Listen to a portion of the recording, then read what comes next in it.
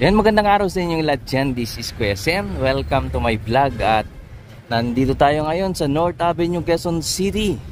At ating muling update itong ginagawa nilang MRT-7 station. So ito na po yung station ng North Avenue na kanilang ginagawa. Yan po.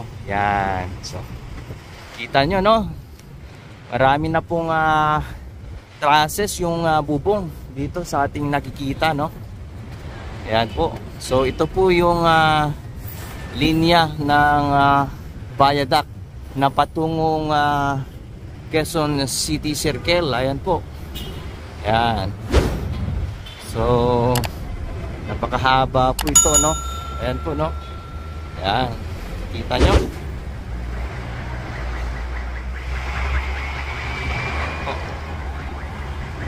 So andito naman po yung Metro Manila Subway North Avenue Station. Diyan naman po ginagawa yung subway. Yan po, no? Yan.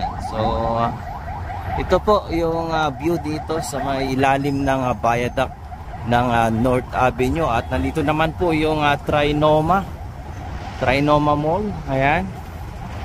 So nakikita nyo, no? Puspusan po ang kanilang paggawa dito. Nandyan po yung mga parts ng ng station nandito po sa ilalim. Yan po, yan. So tayo mag-drone at pasadaan natin itong dulo sa dulo itong MRT-7 North Avenue Station at pati na rin po yung Unified Grand Central Station. Silipin natin kung ano na yung mga progress dyan sa ginagawa nila dyan hanggang doon sa may annex at itong turn back ng MRT-7 dito sa may West Avenue. At hindi nga pasadaan yan para makita nyo yung mga progress dyan. Okay?